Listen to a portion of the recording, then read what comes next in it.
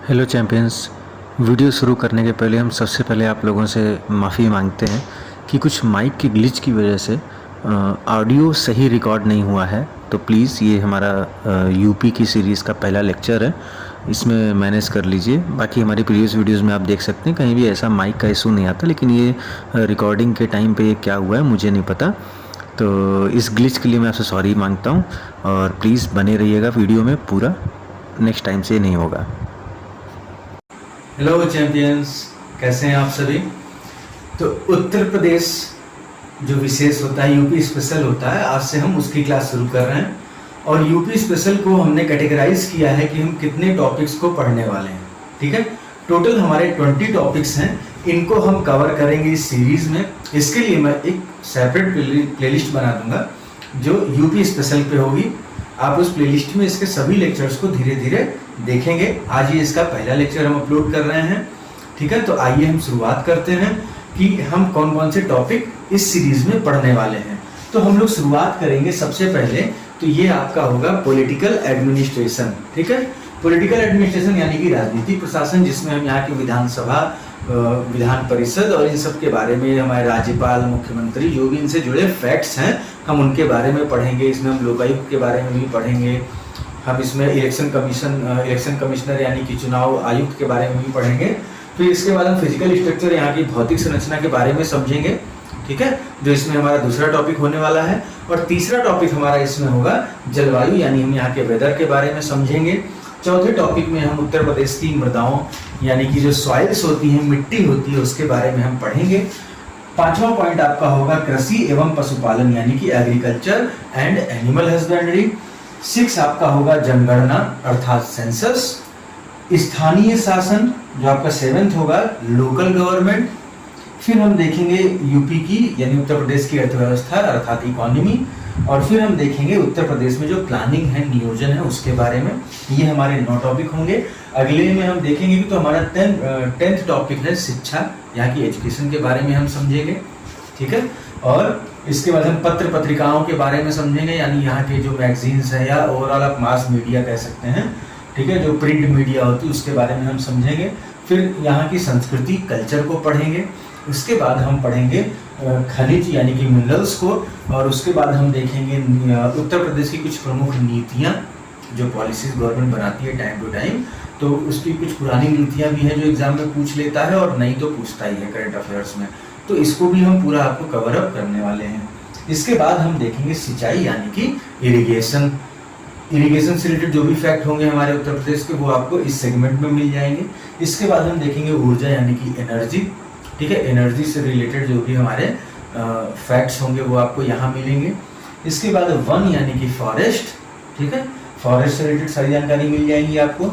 उसके बाद हम 18th नंबर में देखेंगे परिवहन अर्थात ट्रांसपोर्ट। तो ट्रांसपोर्ट के बारे में सारी चीज़ें हमको यहाँ से मिलेंगी। उसके बाद हम देखेंगे वन्य जीव संरक्षण यानी कि वाइल्ड लाइफ प्रोटेक्शन। और लास्टली हम देखेंगे संस्थाएं, इंस्टीट्यूशन। इसके बाद एक हम मिसलेनियस भी 21st नंबर पे एक और हम लेक्चर इसमें ऐड करेंगे लास्ट में। मिसलेनियस जो कुछ चीज़ें इन कैटेगरीज से बाहर होंगी हम उनको समझाएंगे, उनको एक अलग से लेक्चर में हम आपको पढ़ाएंगे। ठीक है, तो वो सारे आपके इंस्टीट्यूशंस के बारे में हमने ये बता दिया है। तो आइए अब हम आज के लेक्चर की शुरुआत करते हैं। और सबसे पहला हमारा टॉपिक क्या है यहाँ पे, तो सबसे पहला हमारा टॉपिक है पॉलिटिकल एडमिनिस्ट्रेशन यानी कि राजनीतिक प्रशासन। चीज़ें ये यहाँ पे सारी आपको क्लियर होंगी। आई डोंट थिंक कि आपको यहाँ पे कोई डाउट होगा।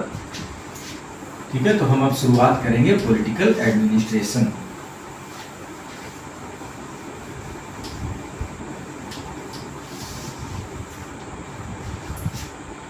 तो पॉलिटिकल एडमिनिस्ट्रेशन पढ़ने से पहले सबसे पहले हम कुछ राज्य प्रतीक यानी कि स्टेट एम्बलम को समझ लेते हैं। ठीक है, स्टेट एम्बलम यानी कि राज्य प्रतीक। ठीक है, राज्य के जो कुछ प्रमुख प्रतीक हैं, स्टेट एम्बलम हैं, उनको हम समझते हैं। सबसे पहले आपका आता है स्टेट सिंबल यानी कि राजकीय चिन्ह। सबसे पहले आप क्या देखेंगे, स्टेट सिंबल यानी कि राजकीय चिन्ह। तो ये आपका आपने देखा होगा कि एक ऐसे सर्किल होता है, ठीक है, और वो 3 पार्ट में डिवाइड होता है। यहाँ पे एक फिश होती है, यहाँ पे एक फिश होती है, और यहाँ पे आपका एक बो एंड एरो यानी कि धनुष और बाण। ये आपका इस तरीके से होता है, ये फिश है, ये फिश है, और ये धनुष बाण, ठीक है। तो 2 fish in a circle and a bow and arrow, ठीक है। ये कब लिया गया था? ये 1938 में, 1938 में इसको अडॉप्ट किया गया था।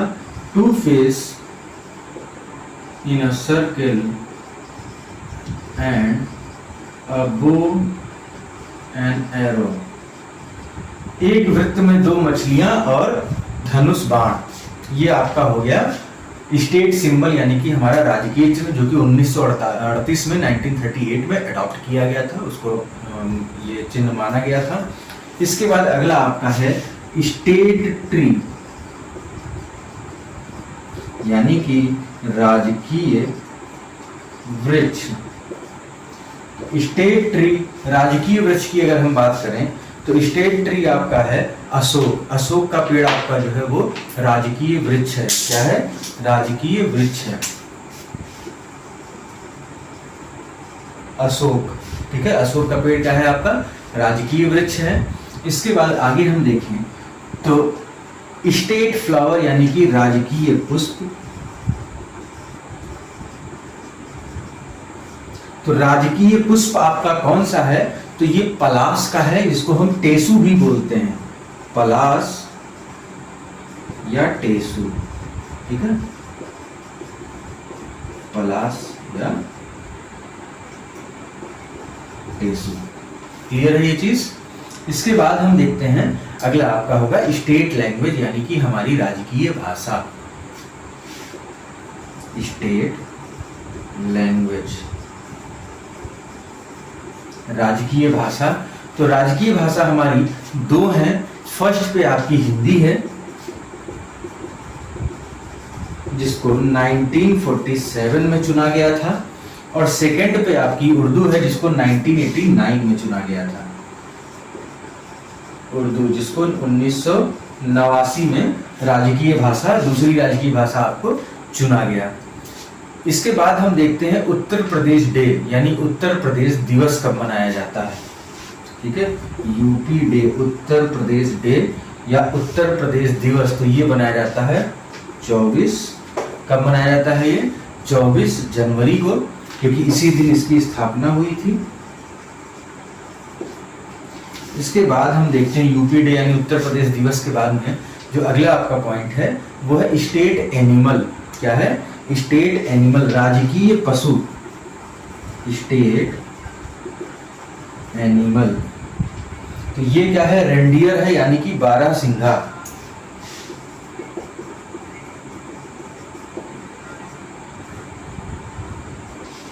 बारह सिंघा रेंडियर।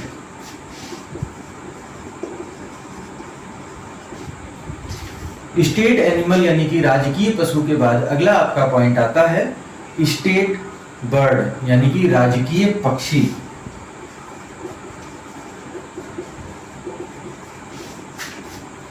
ये राजकीय पक्षी यानी हमारे राज्य का जो बर्ड है वो कौन सा है? वो क्रेन या क्रोंच, सारस या क्रोंच है। सारस या क्रोंच, ठीक है, क्रेन और क्रोंच। ये आपका हो गया स्टेट बर्ड यानी कि राजकीय पक्षी। और लास्ट में आपको देखना है हमारा राजकीय खेल, state sports. State sport, state sport, राजकीय खेल, तो ये हो जाएगा हॉकी। ठीक है, तो ये सिंपल सी चीजें हैं जो आप लोगों को बेसिक से पता होती हैं, लेकिन चूंकि हम पढ़ रहे हैं उत्तर प्रदेश एक नज़र में, Uttar Pradesh eight a glance, तो हम कोई भी पॉइंट को यहाँ छोड़ने वाले नहीं हैं, क्योंकि कहाँ से क्वेश्चन बनेगा इसका भरोसा नहीं है। और ये सब चीज़ें क्या होता है ना, हम जनरली इनको पता होती हैं और इस ओवर कॉन्फिडेंस में हम गलत कर देते हैं। ठीक है, तो ये चीज़ें आपको ध्यान रखनी होंगी। तो आइए अब आगे बढ़ते हैं, हम पढ़ते हैं अपना जो टॉपिक है पॉलिटिकल एडमिनिस्ट्रेशन यानी कि राजनीतिक प्रशासन। ठीक है,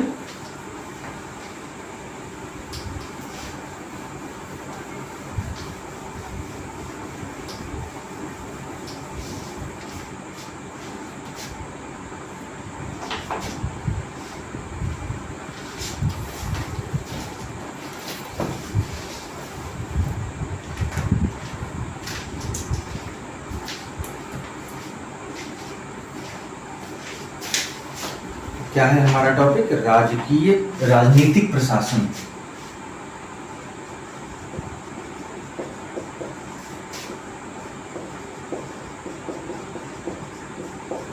पॉलिटिकल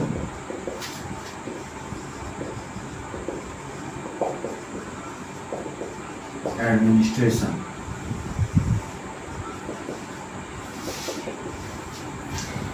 तो पॉलिटिकल एडमिनिस्ट्रेशन में सबसे पहले हम पढ़ेंगे अप्रैल 1937 के टाइम पीरियड की बात।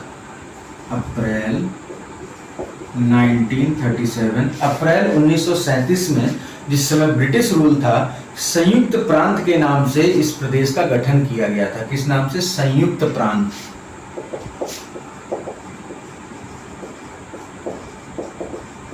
यानी कि यूनाइटेड प्रोविंस।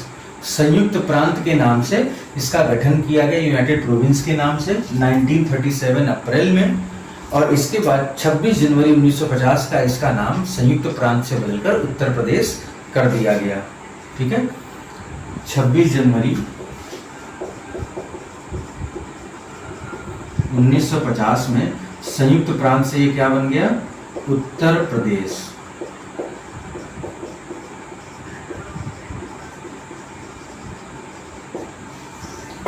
अगला पॉइंट हम देखते हैं 1858 तक। इसी के कैपिटल की बात करें, कैपिटल ऑफ लखनऊ, तो 1858 तक, ठीक है, जब तक आपका क्राउन रूल नहीं था, कंपनी रूल था। आपने अगर पढ़ा हो historical background of Indian polity, ठीक है, इंडियन कॉन्स्टिट्यूशन का अगर हिस्टोरिकल बैकग्राउंड पढ़ा है या मॉडर्न हिस्ट्री अगर आपने पढ़ी है, तो आपको पता होगा कि जो अंग्रेजों का शासन था, जो कंपनी का शासन था, वो अलग था, और जो क्राउन का शासन था, ताज का शासन जिसको कहते हैं, वो अलग था। ठीक है, उनको डिवाइड करता है 1858 में जो अधिनियम आता है, वहां से कंपनी का रूल समाप्त कर दिया। 1773 में जब रेगुलेटिंग एक्ट पहला आता है, तो वहां से आपका शुरू होता है कंपनी का शासन, ठीक है, रूल ऑफ कंपनी।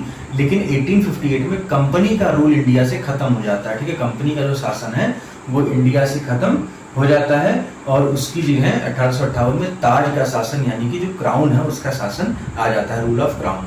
तो जब तक रूल ऑफ क्राउन नहीं आता है, तब तक संयुक्त प्रांत या उत्तर प्रदेश जो भी ये एरिया उस समय हुआ करता था, तो इसकी कैपिटल थी आगरा। ठीक है, इसकी कैपिटल क्या थी, इसकी राजधानी क्या थी? आगरा थी। फिर 1858 से 1921 तक, 1858 से 1921 तक इसकी राजधानी रही इलाहाबाद, जिसका नाम बाद में बदलकर क्या कर दिया गया? प्रयागराज। ठीक है, और 1921 से और आज तक इसकी राजधानी क्या है? 1921 से और आज तक ये हो गई लखनऊ। ठीक है, तो ये इसकी कैपिटल की हिस्ट्री हो गई। इसके बाद हम नेक्स्ट पॉइंट देखते हैं।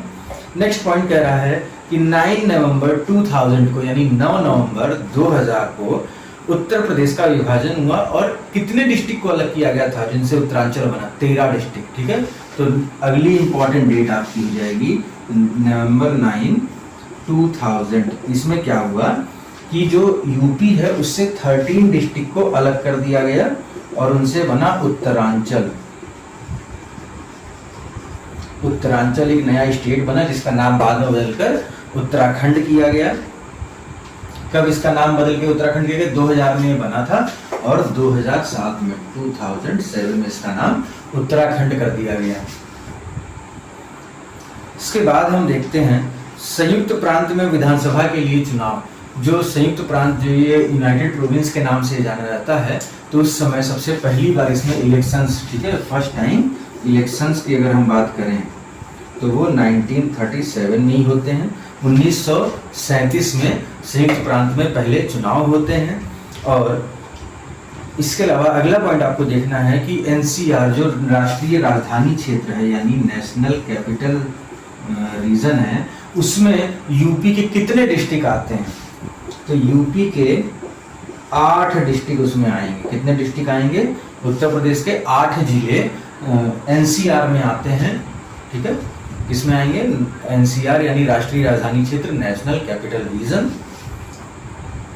कौन कौन से वो जिले हैं, तो इसको नोट कर लीजिए। यूपी के 8 डिस्ट्रिक्ट कौन कौन से हैं, तो वो हो जाएगा, देखो, मेरठ।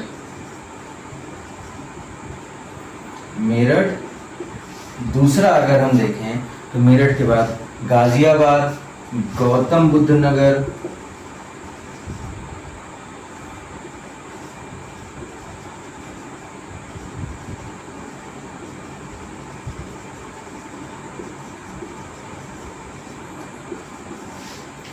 गाजियाबाद हो गया, गौतम बुद्ध नगर हो गया, फिर बुलंदशहर, हापुड़, बागपत, बुलंदशहर, हापुड़, बागपत। नोट कर लीजिएगा 8 जो हमारे डिस्ट्रिक्ट आते हैं एनसीआर में, और शामली और मुजफ्फरनगर, शामली एंड मुजफ्फरनगर।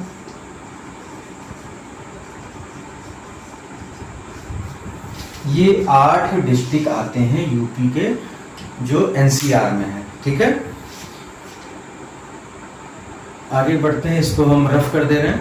ठीक है, नोट डाउन नहीं किया है तो हम पीछे हट रहे हैं, आप स्क्रीनशॉट ले लीजिए और इसको फिर अपने आप से लिख लीजिएगा।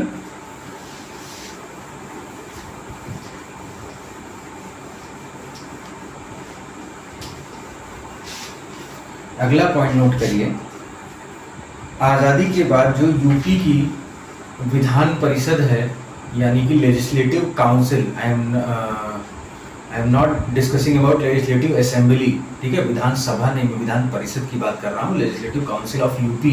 तो उसके जो पहले सभापति हैं, चेयरमैन हैं, ठीक है, first chairman of legislative council after independence, स्वतंत्रता के बाद विधान परिषद के पहले सभापति कौन थे, तो ये आंसर है मिस्टर चंद्रभाल।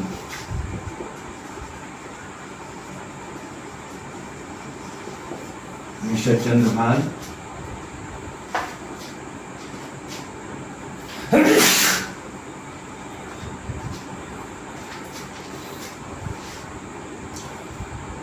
ये सब फैक्ट हैं, आपको नोट करते हुए जाना है। यहाँ पे देखिए, यूपी स्पेशल में जहाँ पे समझने की चीज़ें होंगी, जब हम इकोनॉमी पढ़ेंगे, हम उसकी यूपी की ज्योग्राफी पढ़ेंगे, तो शायद थोड़ा बहुत आपको समझना पड़ेगा, बट बाकी आपको ओवरऑल याद करना है, फैक्ट हैं सारे, तो उसको सबको नोट डाउन करते रहिए एक लाइन से।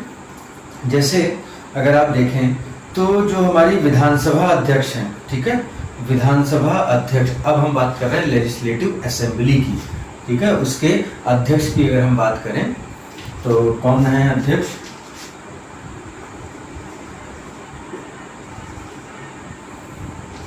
लेजिस्लेटिव असेंबली, विधानसभा। तो हम यहाँ पे क्या हम बताना चाह रहे हैं कि जो विधानसभा के अध्यक्ष हैं, वो अगर पूछे कि सबसे ज्यादा बार कौन रहा है, तो सबसे ज्यादा 3 बार रहे हैं, ठीक है, 3 बार रहे, 3 टाइम्स विधानसभा के अध्यक्ष रहे हैं। 2 लोग, एक तो है आत्माराम गोविंद खेर, आत्माराम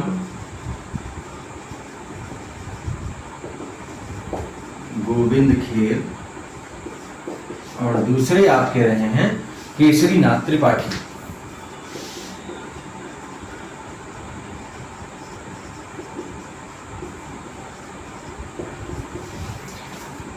केसरीनाथ त्रिपाठी और आत्माराम गोविंद खेर, ये दोनों 3 बार हमारे उत्तर प्रदेश के विधानसभा के अध्यक्ष रहे हैं, ठीक है, स्पीकर रहे हैं हमारे विधानसभा के। और विधानसभा की अगर बात चल रही है तो आप हमको ये बताइए कि विधानसभा में कितने सदस्य होते हैं। तो विधानसभा में हमारे 404 होते हैं, जिसमें से 403 आपके इलेक्टेड यानी कि निर्वाचित होते हैं, +1 आपका जो होता है वो नॉमिनेटेड यानी कि मनोनीत होता है। ये 2022 से इस सिस्टम को खत्म कर दिया गया, अब कोई नॉमिनेट नहीं होगा, केवल 403 जो इलेक्टेड मेंबर्स हैं वही आपके मेंबर होंगे लेजिस्लेटिव असेंबली के। क्लियर है ये चीज?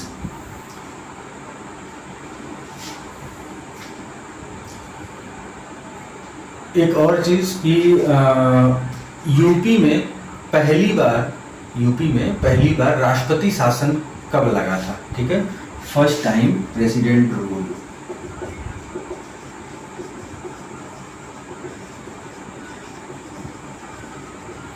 तो पहली बार राष्ट्रपति शासन लगा 25 फरवरी 1968 को,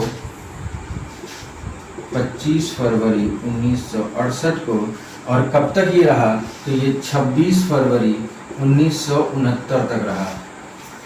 25 फेब 1968 से 26 फेब 1969 तक यूपी में पहली बार प्रेसिडेंट रूल लगा था। अब जैसे यहाँ पे तीन बार विधानसभा अध्यक्ष की बात हो गई, पहले लेजिस्लेटिव काउंसिल के चेयरमैन की बात हो गई, सभापति की, तो यहीं पे हम चाहेंगे कि हम कुछ और लोगों की भी बात करें। जैसे एक नाम है नारायण दत्त तिवारी।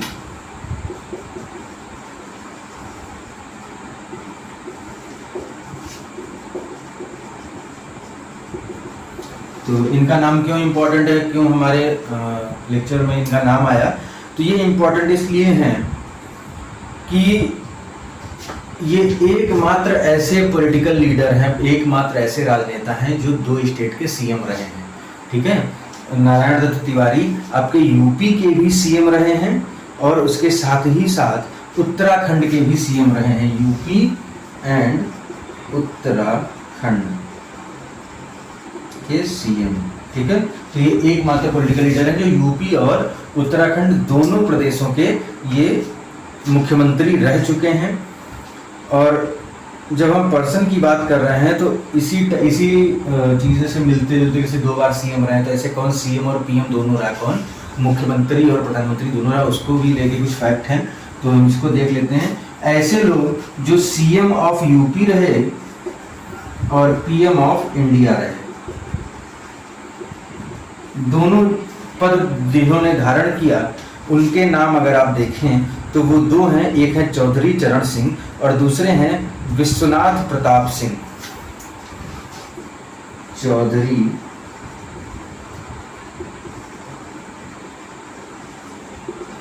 चरण सिंह और विश्वनाथ प्रताप सिंह, ये 2 राजनेता ऐसे रहे जो उत्तर प्रदेश के सीएम भी रहे और साथ ही साथ वो भारत के पीएम यानी कि प्रधानमंत्री भी वो बने। ये 2 नाम आपको याद रखने हैं। अब और भी कुछ चीज़ें हम देख लेते हैं, जैसे कि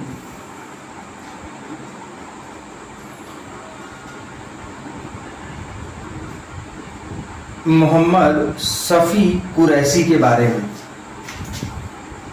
मोहम्मद शफी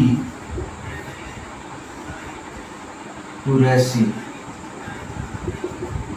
तो मोहम्मद शफी कुरैशी 2 बार कार्यवाहक राज्यपाल रहे, 2 टाइम्स गवर्नर, कार्यवाहक ये रहे, परमानेंट नहीं रहे, ठीक है। कार्यवाहक राज्यपाल रहे 2 बार मोहम्मद शफी कुरैशी। यहाँ तक कोई डाउट तो नहीं है, वैसे होना तो नहीं चाहिए, लेकिन अगर फिर भी कोई डाउट है तो आप लोग कमेंट बॉक्स में अपना कमेंट कर दें, हम आपको उसको देख के समझा देंगे, ठीक है। अब चूंकि अभी पर्सन्स की बात चल रही तो हम कुछ और पर्सन की बात करेंगे। जैसे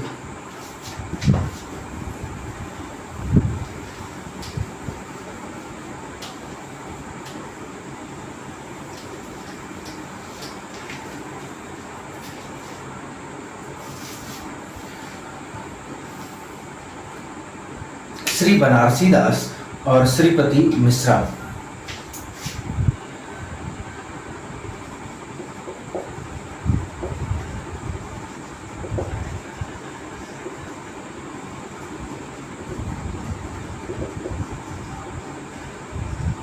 तो जब पर्सन की हम लोग बात कर रहे हैं तो हम एक और पर्सन, 2 और पर्सन के नाम हम देखेंगे। एक आपके हो गए मिस्टर बनारसी दास, श्री बनारसी दास, और एक श्रीपति मिश्रा। तो ये दोनों आपके विधानसभा के अध्यक्ष भी रहे, स्पीकर ऑफ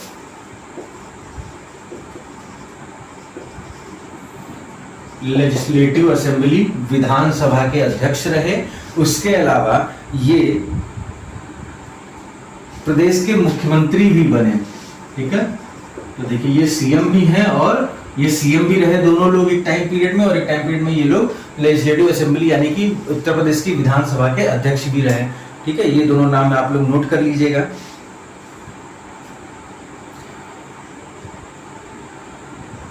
कुछ प्रेजेंट टाइम के हम सिनेरियो देख लेते हैं। जैसे इस समय आपके लोकायुक्त कौन है? तो हमारे लोकायुक्त हैं इस समय न्यायमूर्ति श्री संजय मिश्रा, जस्टिस संजय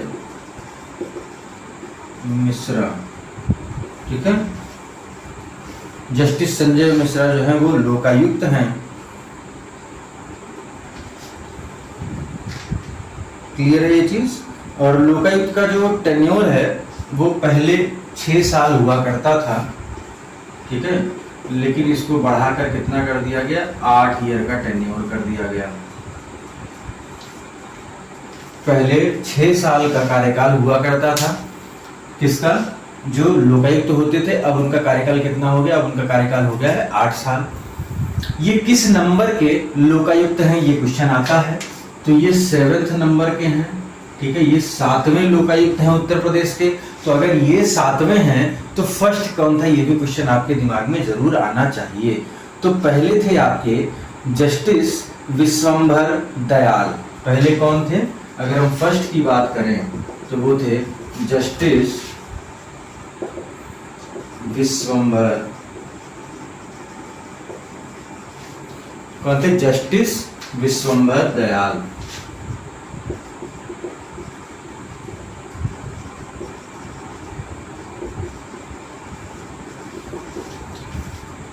ये पहले जस्टिस थे, सॉरी पहले लोकायुक्त थे उत्तर प्रदेश के। और कब ये बने थे? तो ये बने थे 1977 में और 82 तक रहे थे। 1977 से 1982 तक। ठीक है, ये इनका कार्यकाल था। यानी उत्तर प्रदेश का पहला लोकायुक्त कब चुना गया था? 1977 में, यानी कि 1977 में। अब चूंकि पहली बार लोकायुक्त चुनने की बात चल रही है कि फर्स्ट लोकायुक्त कौन था, तो ये भी जान लीजिए कि सबसे पहली बार लोकायुक्त किस प्रदेश ने बनाया था। किसी को भी मतलब लोकायुक्त का जो ऑफिस है, लोकायुक्त जो पद है, उस पर पहली बार किस प्रदेश ने किसी को एस्टैब्लिश किया? तो वो था मध्य प्रदेश। तो लोकायुक्त बनाने वाला, लोकायुक्त चुनने वाला पहला प्रदेश कौन सा है? सॉरी, मध्य प्रदेश मैंने बोला, I am really very sorry, it's Maharashtra. Maharashtra ने 1971 में पहली बार लोकायुक्त किसने चुना है? महाराष्ट्र ने 1971 में। 1971 में उत्तर प्रदेश में कब आया? 1977 में, 1977 में। ये चीज आप लोगों को क्लियर हो गई है। महाराष्ट्र में पहला लोकायुक्त चुना गया था 1971 में। कोई चीज अगर आपको डाउट लगे तो कमेंट में कर दीजिएगा, कोई दिक्कत नहीं है। कमेंट हम देख के आपको उस डाउट को जरूर हम दूर करेंगे। ठीक है, इसके अलावा कुछ और चीजों पे हम गौर करेंगे कि इस समय अभी चूंकि हम लोग पर्सन्स की बात कर रहे हैं, तो एक और पर्सन हमको देखना है। मुख्य निर्वाचन आयुक्त, चीफ इलेक्शन कमिश्नर हमारे कौन है?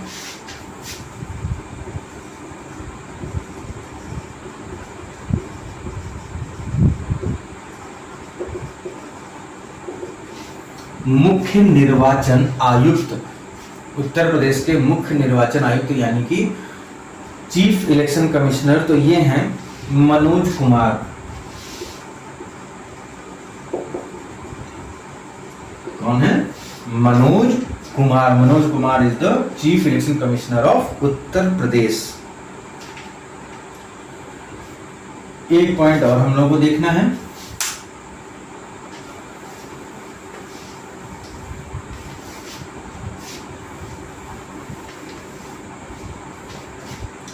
वो ये है कि जो हमारी अभी विधानसभा चल रही है वो कौन सी है? तो 17th लेजिस्लेटिव असेंबली है हमारी, 17वीं विधानसभा चल रही है।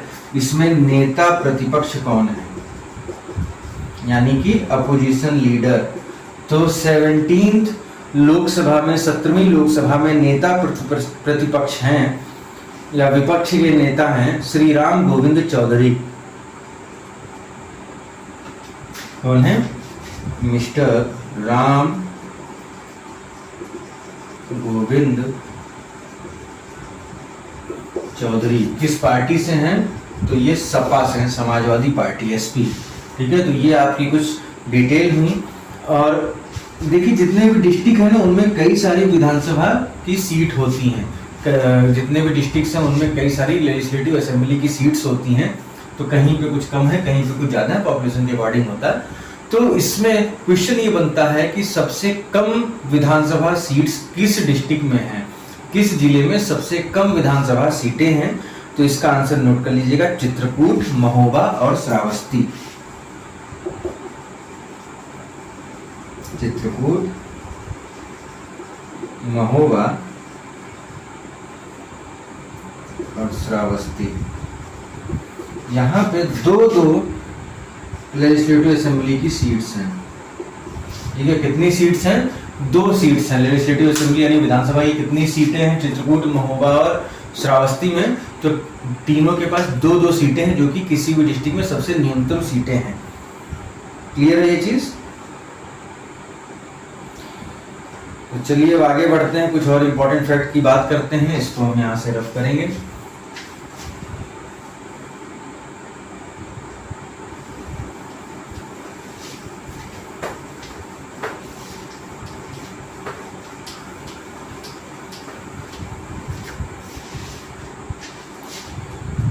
तो कुछ हम इम्पोर्टेंट फैक्ट देखेंगे, जैसे उत्तर प्रदेश लोक सेवा आयोग के प्रेजेंट टाइम में अध्यक्ष कौन है? ठीक है, president of UPPSC, Uttar Pradesh लोक सेवा आयोग, Uttar Pradesh public service commission UPPSC जो है, इसके अध्यक्ष इस समय हैं संजय श्रीनेत। कौन है? संजय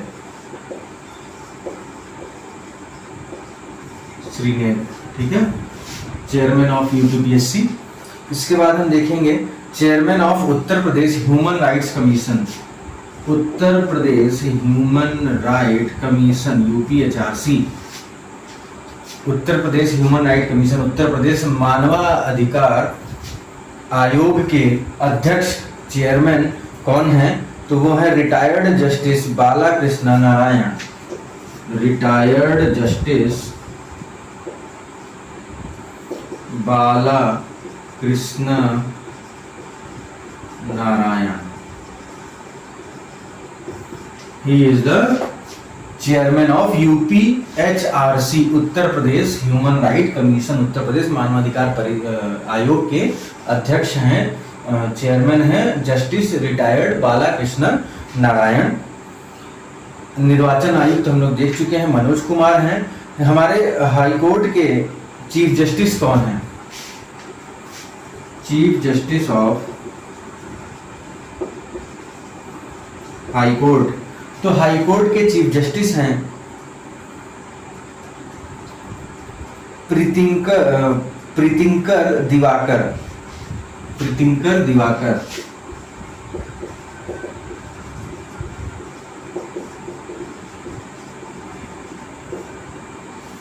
क्लियर है चीज? कौन है?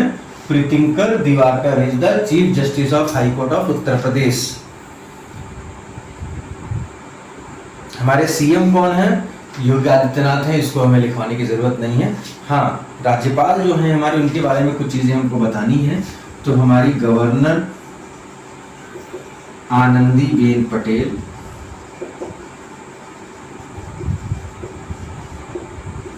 इनके बारे में कुछ इंटरेस्टिंग चीजें आपको पता होनी चाहिए। मतलब कुछ इंटरेस्टिंग क्या, बस फैक्ट है, आपको इंटरेस्टिंग भी लग सकते हैं, नहीं भी लग सकते, it's all up to you. But वही ये इंटरेस्टिंग लगे या ना लगे, आपको याद तो सारे करना है। ठीक है, फैक्ट आप ड्रॉप नहीं कर सकते।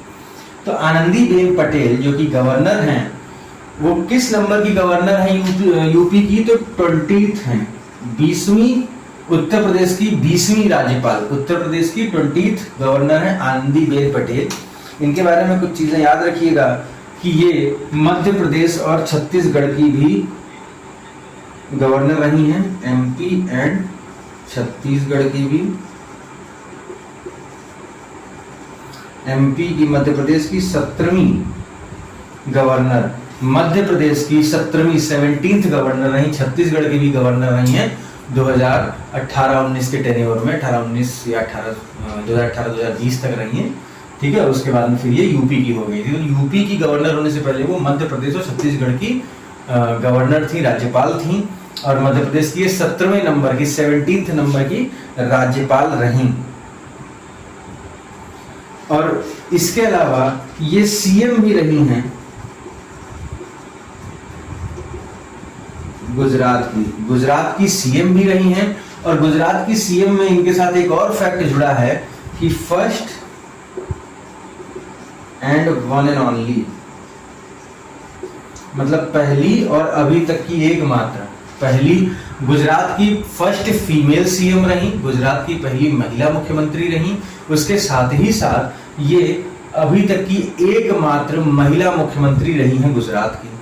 ठीक है, इसके अलावा इनके बारे में एक और फैक्ट आपको याद रखना है कि ये राज्यसभा की मेंबर भी रही, राज्यसभा की सदस्य भी रही हैं, आनंदीबेन पटेल। क्लियर है ये चीज? फिर यूपी में सबसे ज्यादा सीएम कौन रहा? ठीक है, सीएम का जो सबसे ज्यादा टेन्योर है तो ये रही मायावती जी जो हैं वो उत्तर प्रदेश की सीएम सबसे ज्यादा बार रही हैं। पहली, अब देखिए चूंकि ये गुजरात की पहली मुख्यमंत्री हैं महिला, ठीक है, और अभी तक की एकमात्र, ऐसे ही यूपी की फिर पहली महिला मुख्यमंत्री कौन होंगी? तो यूपी की पहली महिला मुख्यमंत्री यानी female CM, first female CM, तो ये है सुचेता कृपलानी।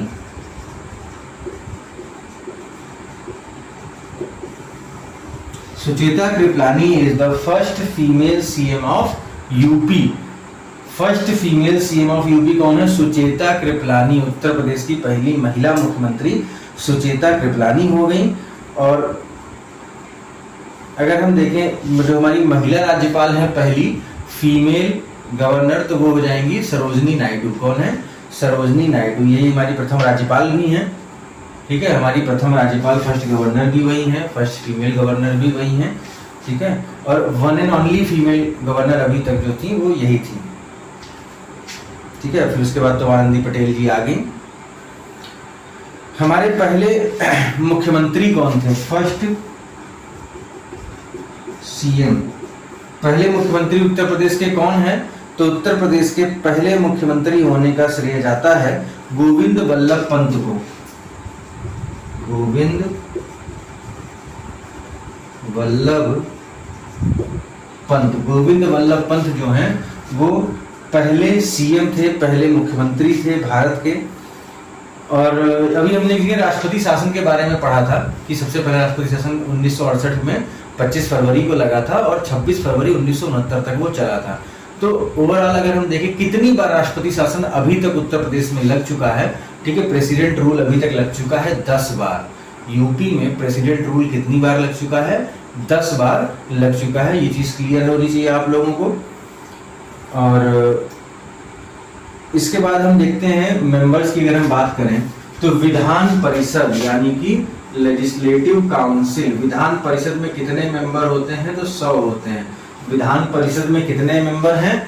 लेजिस्लेटिव काउंसिल में तो 100 मेंबर्स आर देयर। अगर हम लोकसभा की बात करें तो लोकसभा में आपके हो जाएंगे लोकसभा में यूपी के 80 मेंबर्स होते हैं। और अगर हम राज्यसभा की बात करें तो यूपी से 31 मेंबर्स होते हैं। ये चीज क्लियर है, इसमें कोई आपको डाउट नहीं होना चाहिए। और अभी हमने जहां पढ़ा कि विधानसभा सबसे कम सीटें जो हैं वो 3 जिलों की हैं, तो उसमें हमें बताया था चित्रकूट, महोबा और श्रावस्ती। तो आपके दिमाग में ये क्वेश्चन उस समय आया होगा, तो उसका आंसर हम ऐसे ही कर दे रहे हैं क्योंकि वो सबके दिमाग में आएगा, इसलिए आपके दिमाग में भी आया कि अगर सबसे कम इन 3 की है तो सबसे ज्यादा किस जिले की विधानसभा सीट्स हैं, किस डिस्ट्रिक्ट में सबसे ज्यादा विधानसभा सीट हैं? तो उसका आंसर है आपका इलाहाबाद, जिसका नाम बदल के कर दिया गया है प्रयागराज। तो प्रयागराज में सबसे ज्यादा विधानसभा सीट्स हैं और उनकी संख्या है 12। ठीक है, कितनी उनकी संख्या है? 12 यानी कि 12। इसको हम रफ करते हैं और कुछ और चीजों को आगे पढ़ते हैं और उसके बाद हम अपना लेक्चर जो राजकीय प्रशासन का है, पॉलिटिकल एडमिनिस्ट्रेशन का, उसको यहीं पर हम समाप्त कर देंगे। ठीक है।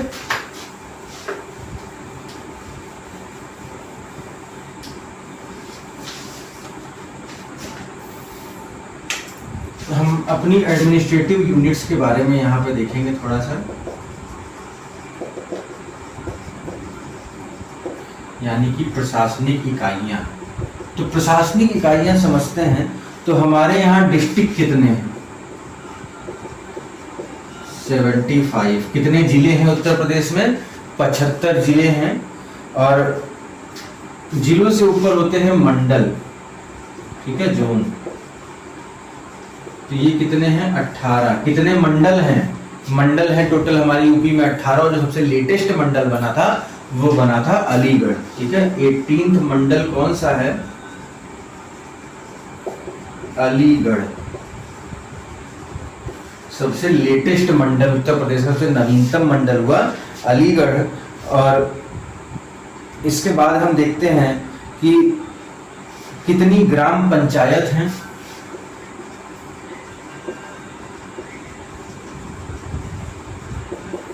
तो ग्राम पंचायतों की संख्या हमारे उत्तर प्रदेश में है 59,163। कितनी है? 59,163।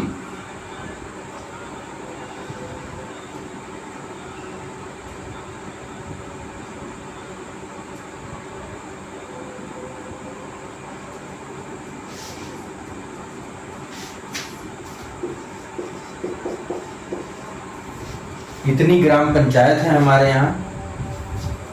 तहसील हमारे यहाँ कितनी है? तो कुल तहसील की संख्या उत्तर प्रदेश में है 350।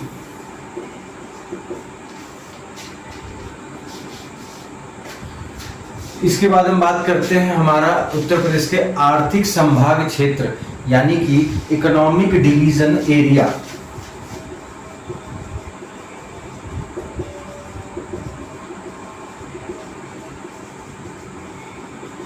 आर्थिक संभाग क्षेत्र, इकोनॉमिक डिवीजन एरिया।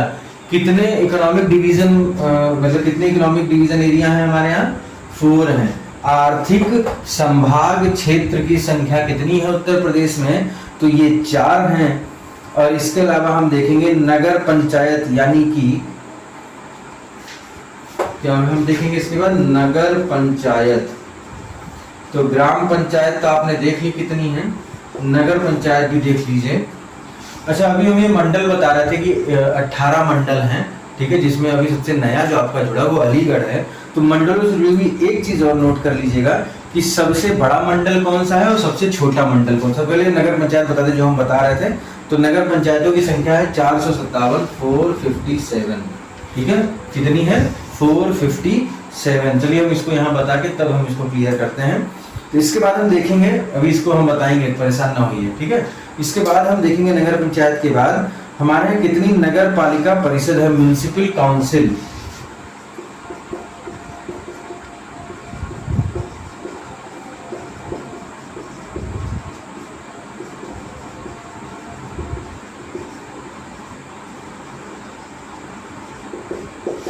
तो उत्तर प्रदेश में कितनी म्युनिसिपल काउंसिल है? तो 199 है, 199, ठीक है।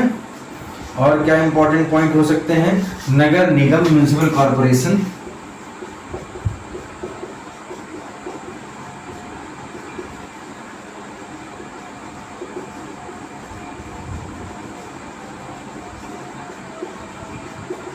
तो नगर निगम म्युनिसिपल कॉर्पोरेशन की संख्या है 17। कितनी नगर निगम काउंसिल है, सॉरी कॉर्पोरेशन है, म्युनिसिपल कॉर्पोरेशन 17 है। और कुल गांव की अगर हम बात करें, विलेजेस, तो कुल गांव हमारे उत्तर प्रदेश में है 1,06,774, 1,06,774। ये टोटल विलेजेस हैं, कुल गांव हैं, ठीक है। ये सारी चीजें क्लियर हो गई। अब एक पॉइंट आपका बचा जो मंडल से रिलेटेड है, जो मैंने कहा था कि अभी आपको बताऊंगा, तो इसको भी समझ लेते हैं।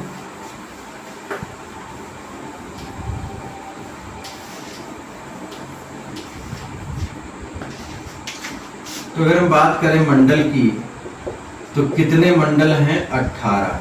कितने मंडल हैं? 18।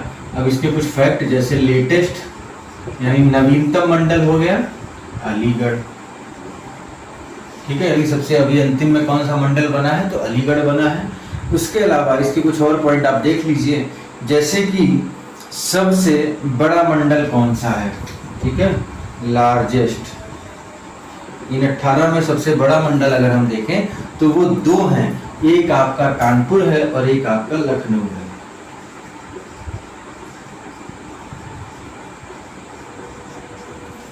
एक आपका हो जाएगा कानपुर और दूसरा आपका हो जाएगा लखनऊ। और सबसे छोटे मंडल की अगर हम बात करें, ठीक है, स्मॉलेस्ट, तो सबसे छोटा मंडल आपका सहारनपुर का है। कौन सा है, सहारनपुर।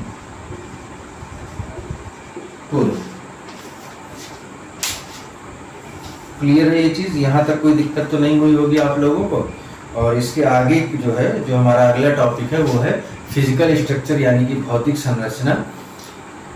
अब देखिए यहाँ पे आपका अभी खत्म हुआ है पॉलिटिकल एडमिनिस्ट्रेशन, ठीक है, चूंकि फर्स्ट लेक्चर था, इंट्रो था, इसलिए थोड़ा छोटा बनाया, लेकिन हम कोशिश करेंगे कि 1.5-2 घंटे में हम आपको 3-4 टॉपिक से, वो 20 हमें टॉपिक्स बताए हैं, तो उसमें से कुछ टॉपिक्स ऐसे हैं जिनको साथ खत्म करने में मुझे 2-3 घंटे लग जाएंगे।